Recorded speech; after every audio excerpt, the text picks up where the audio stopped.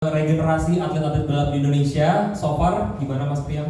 Oke, kalau untuk regenerasi atlet di balap skuter ini sebenarnya kita masih struggling ya karena nggak banyak pembalap skuter yang kita punya, makanya di skuter race ini kita mau terus menghadirkan atau memunculkan pembalap-pembalap baru gitu, karena saya ngelihat komunitas ini kan besar banget. Kita adalah komunitas terbesar di dunia gitu ya, nomor 2 terbesar di Italia. Jadi harusnya genre balap ini akan melahirkan banyak pembalap-pembalap lagi. Makanya di round berikutnya, di seri berikutnya itu kita akan ada datang ke sekolah-sekolah gitu, kita akan melakukan seperti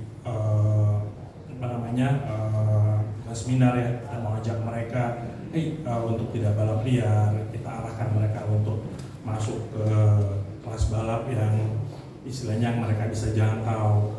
Terus kita juga mengajak ke SMK untuk bisa intern di tim-tim balap gitu, sehingga mereka bisa melihat bahwa balap ini juga memiliki future ke depannya.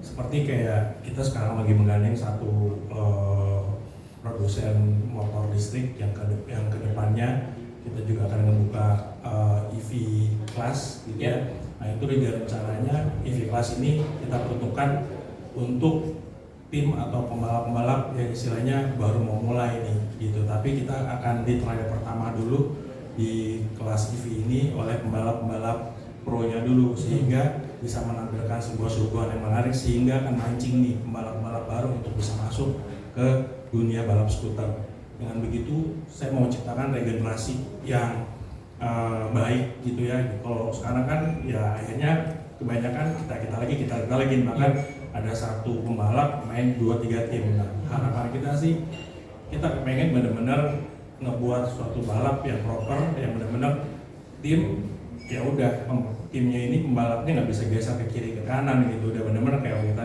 ngelihat balap-balap di luar kayak di MotoGP gitu gimana. Jadi nggak ada balap yang habis kelas ini dia balap di sini balap pindah lagi. Nah itu kita coba mau hilangin, kita coba mau sedikit kita mau bangun. Nah pergerakan itu nggak bisa kita jalanin kalau industrinya nggak hidup. Jadi kehidupan dari racernya juga ke depan mau kita pikirin gimana gitu, sehingga mereka benar-benar. Kalau sekarang kan mereka dari panggung kayak dari panggung ke panggung, dari sirkuit ke sirkuit gitu setiap weekendnya. Tapi dia berpindah-pindah tim. Nah nih kita mau coba bikin ya dia stay benar-benar di tim itu, dia bergerak di tim itu, sehingga dunia balap juga sehat, industri juga bagus. Oke.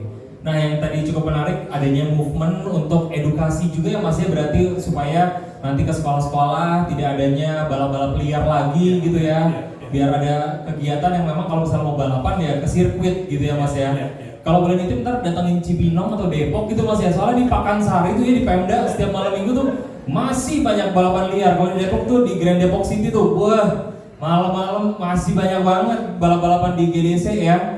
Oke, kalau mau ngomongin soal komunitas nih Mas, dan juga yang terlibat itu dari mancanegara cukup banyak ya Mas ya. Ada Italia, ada Thailand, ada Malaysia, ada dari Vietnam juga. Boleh ceritain Mas Priam?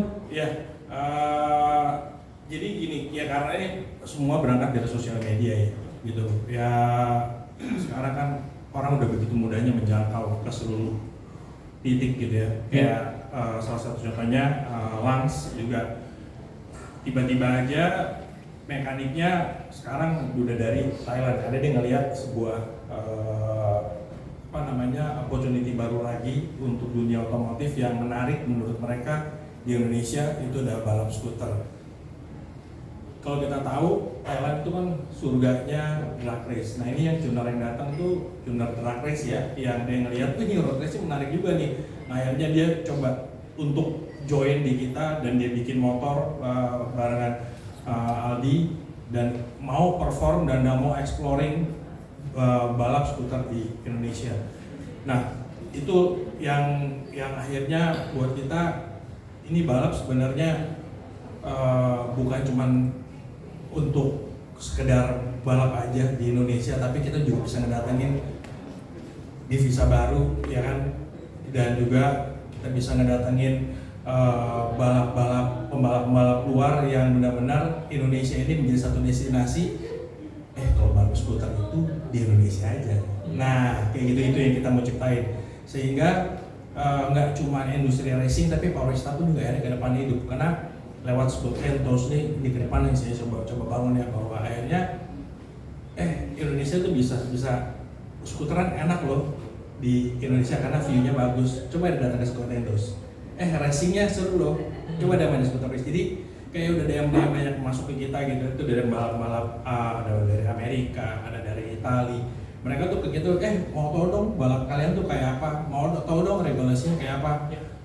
Kita mau join di race kalian di tahun depan. Nah itu tuh udah mulai banyak yang masuk ke kita. Nah makanya dari sini saya coba mau ngerapin secara regulasi yang berjalan gitu di balap skuter.